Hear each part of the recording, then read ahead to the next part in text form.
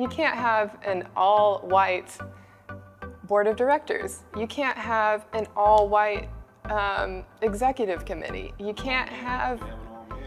No, it's just, it's archaic.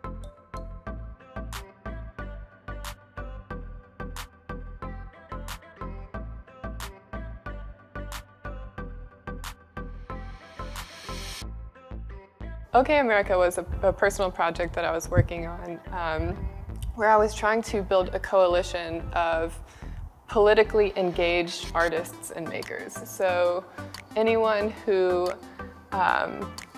created something that was championing a civic project or policy or a social issue through their work, through something that they were making, through something that they were doing outside of their artistic practice. I wanted to create a coalition of all of these different creatives in Atlanta so that they could band together and through unification become more impactful. Argonoa takes unused urban spaces and transforms them into pop-up community art centers. We're a group of young creatives and designers who are specialists in different areas and come together and try to make a project happen. Initially, I came on to Argonoa as a collaborator. I was working on a project called OK America, and we wanted to work together to host a city council forum of the hopeful candidates in the 2017 election, Atlanta City Council election. And we wanted to bring them to meet with the young creatives, the young activists, and the young designers in this community to talk about shaping the future of Atlanta with a more diverse group of voices at the table. Artists are always on the avant-garde of politics. Artists are the trendsetters. Artists are on the frontier of social justice issues throughout history. And time again, you'll see that repeated at the forefront of the revolution and kind of shaping public opinion through artwork. Because many times artists can distill a complex idea or a nuanced idea into a visual image that maybe is more impactful or it accesses someone in a different place and maybe can change opinions through that vehicle.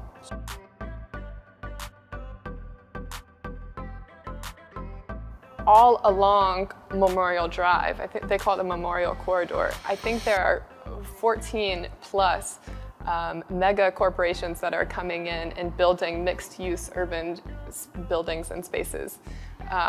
You'll have retail or offices on the first floor and apartments above them. And these are builders and developers that are not native to Atlanta.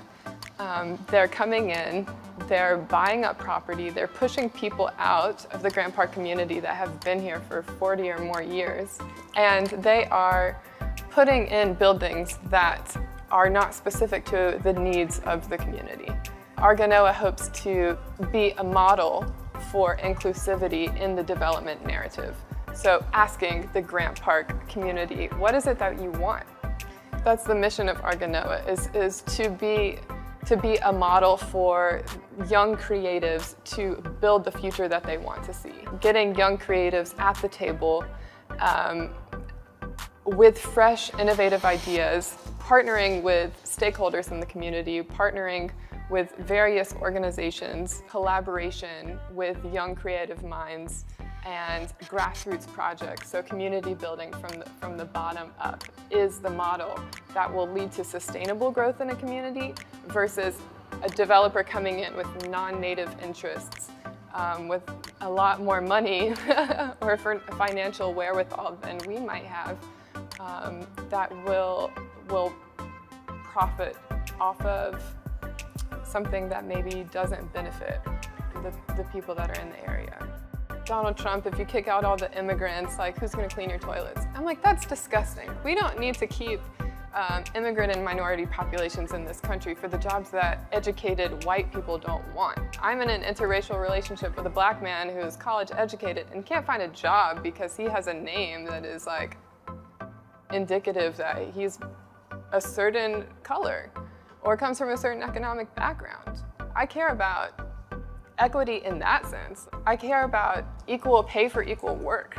I care about getting paid cents on the dollar for a job that I can do better, faster, stronger than anyone else. That's what I care about. I care about justice, maybe in a romantic or a romanticized way. But I think that's what this country is built upon. It's built upon this romanticized idea that we all have a stake in this. We all have a limitless future in this country, and I believe in like kind of making sure that the American dream is realized for everyone that it's promised to, and that's to anyone. That's to everyone. I grew up in Alabama, in southern Alabama, in Mobile, and I have traveled and lived all over the world. I've lived in London, and I'm tired of being ashamed to tell people that I'm from Alabama and from the United States. I think that it's time for that to change.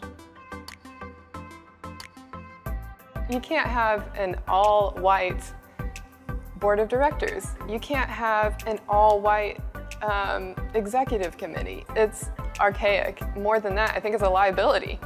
Nowadays, I don't really know why we're not making greater steps forward in terms of diversification of school boards, in terms of diversification of politicians and seat holders of jobs, boards, positions. You are contributing to a system that is responsible for and perpetuating an already existing systemic race problem, systemic gender problem, and the oppression of so many populations of people that are now contributing to a free market. So it's really not fair. It's not smart business, that's for sure.